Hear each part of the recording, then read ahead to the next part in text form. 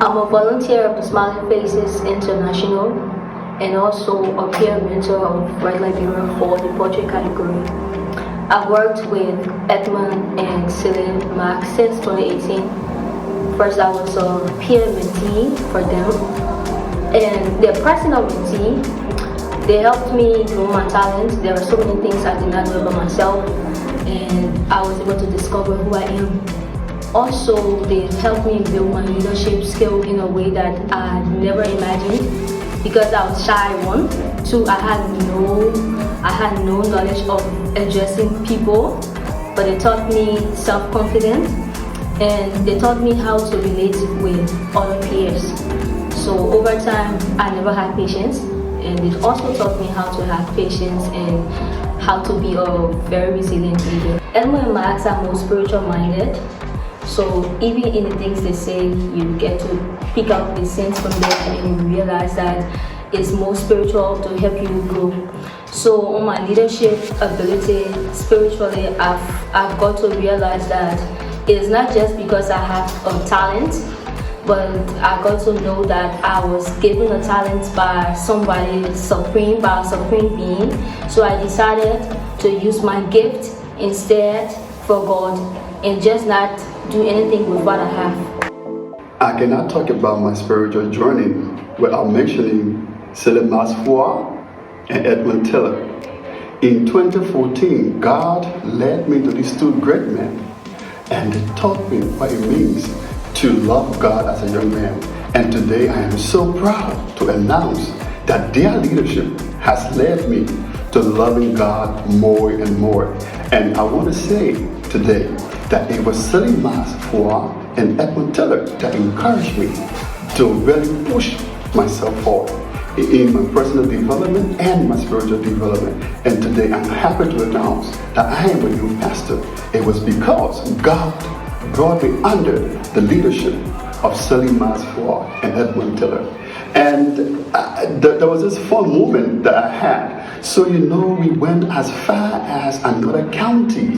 This is Margibi County. And Edmund said, and it was around 8 p.m. we wanted to come back to Moserado County. And Edmund said, you know what? We cannot sleep here today. And this was the curfew hours around the Ebola time. And we were looking for a car to come back to Moserado County, but there was no car. And Edmund looked up to the heavens and he said, we cannot stay in this county. We must go back to Moserado. And all of us were very petrified. We were scared. But Edmund said, be calm, because we are definitely going to go back home. And you won't believe it, all of a sudden there was a vehicle, and that car brought us back to Monrovia. And I was like, who is this guy? Who are these people? Like, those are the kind of guys they are. They are very committed to God, and they have faith, they have trust in God. And I'm so happy for the great work that Edmund and Max are doing in Liberia through Smiling Faces International. In 2016, I was at home and Max called me, Kelvin, what are you doing? And I'm like, I'm not doing anything. And Max said, you know what, I know that you have a voice, but I want to give you an opportunity. I'm like, what sort of opportunity do you want to give me? He said, there is a vacancy, there is a guy who's running a Christian program, and I feel you have to be on the radio. And he called me. I'm like, Max, but I have not done this before. He said, Kelvin, I trust your ability, you can do this. And I accepted, and I got on the radio, and I began to love talking on the radio, and people were listening to me out there, and I'm like, Calvin, wow, we didn't know you had this voice. But it was because Max recognized that skill in me. He recognized that potential, and he gave me the opportunity to exhibit and unleash my potential. And I'm so grateful for that. 2021 was unprecedented yet memorable. I remember early December 2021, we had an awards night, which was Right Liberia 2021.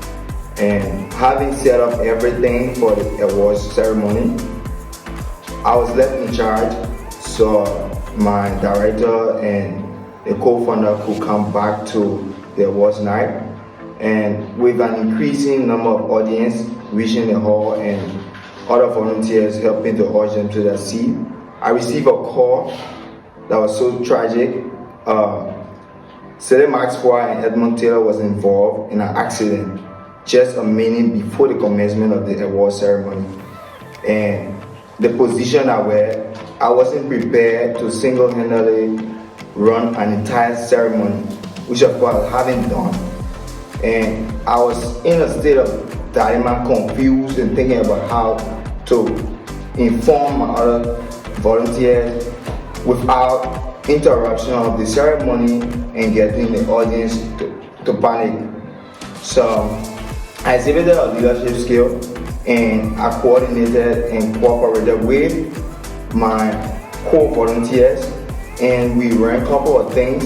We had a successful award ceremony in the absence of Sele Max Fuah and Edmund D, and which of course I wasn't prepared for. I never thought I could do it.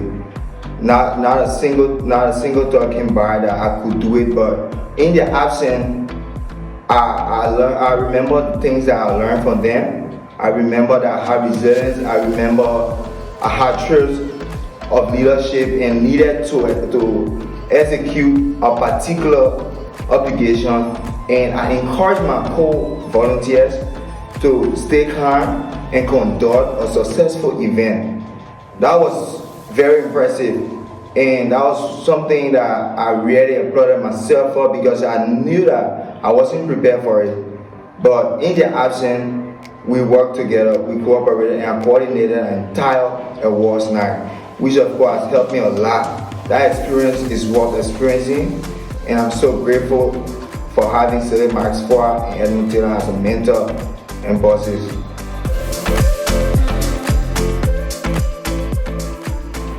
I've one person who has always been given the opportunity to serve as a leader wherever I find myself, and that has always been a trademark in my life. And I'm one person who believes that the best way is by serving. So wherever I find myself, I try to serve my way up, and that has helped me do a lot of things. So coming back in 2010, when I was in college with my colleague Sele and I, we decided to help young people to discover their gifts and talents, because we believe that everyone had an innate ability given to them by God, and that they just needed to be given the opportunity to discover, identify their talents, discover it, and then to make use of it. So we started working on a project called Smiling Faces, that is to help young people identify the gifts God has given them and to use it to benefit themselves and to serve God and the society as a whole. So we started that journey since 2010 up to now. We've still been working with a lot of young people that are far us. But I would say some of my most memorable years was after college in 2013 when we finished school. God took us through a process from 2013 to 2016, and where we were not just working with people in school, but working with young people from around the country. And that was a spiritually building time for us, as we ourselves and the young people work with, because during that time we helped a lot of young people in the churches and from around what was commonly known as the revival season.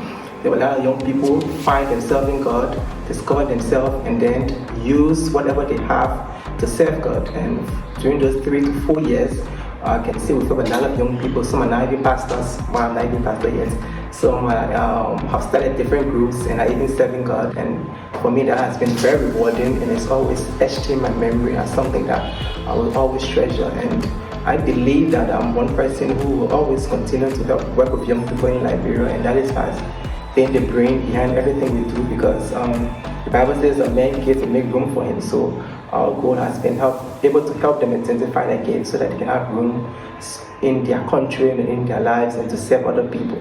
So I believe that I've worked as a leader and I've served a lot. Currently I'm the national chair for my church youth. So in the whole country I serve as a national youth coordinator, where I coordinate all the youth in the country, the different branches, to come up with different activities and other things to help build them up. Yeah, so that's been my personal journey, and I'm still committed to it, to working with a lot of young people to help them develop in many ways possible. I grew up very shy. It's interesting how I found myself in the space of leadership. So when I was much younger, as a teenager, I was wondering if I could even lead. So the reason why I I decided to take responsibilities was because I wanted to learn how to lead. And one of such things I did was sometime back in 2007, I started as a peer educator, but that was for a non-profit organization. So I started volunteering. That was immediately after high school. And then at some point in time, I decided after high school I worked at a non-profit organization. I learned other basic skills like communication, confidence, and self-esteem. Then I went to college. So I went to college as someone who already had prior information and experience from the work I was doing. So in my own quest for leadership, I wanted to learn. I was so eager to learn, and that actually helped me when I entered college and I came in contact with Edmund. So in college now, we decided that all of the things that I've been learning as well, and coupled with his own personal experiences, we decided now to be able to channel to our energy, our ideas and thoughts into something that we could provide support to young people and basically putting smiles on the faces of young people. So we had this organization we started called Smiling Faces. So it has really been a long journey, and this is one of my favorite objects in the world. I like the pencil because as a leader, I always like to provide impact. And when I look at the pencil, there is this part where you have to leave a legacy. I told my parents that I don't want to be someone who will just have a lot of papers written, but I want my life to be an impactful life, something that the CV I have should be the people whose lives I've touched. So at Smiling Faces, what we're doing is we create opportunities for young people who are smart, talented, and most of them are very creative. We do not try to lord over them. What we do is we create safe spaces where they can grow, become great, and become their own people, their own person. Because for us, this has been the journey, and this has really been a wonderful experience working with young people over the years. Leadership is service unto people, onto humanity, and this has really been able to guide my work. And I get my inspiration from the Bible. As a Christian, I read many books, but primarily my leadership is inspired by the example of Jesus, and I've used that as a guide to actually provide a level of leadership that is not about being Lord or serving as a boss over the young people, but basically my work has been really to just work as friends or work as young people who are really super talented. So I don't lord over them, because in my experience there are people who come in contact with that are really super talented, even more than us, because they all have their own spaces where they are able to perform far better in their own comfort zone. So what we're doing at Smiling Faces is we're building an ecosystem of young leaders who can be able to drive change, who can be able to serve as leaders across all spectrum. And basically we work in the creative space, and also we work in the area of education. So this is what we've been doing, and we're hoping that some of the young people who provide a testimony can be able to serve as an inspiration for other young leaders.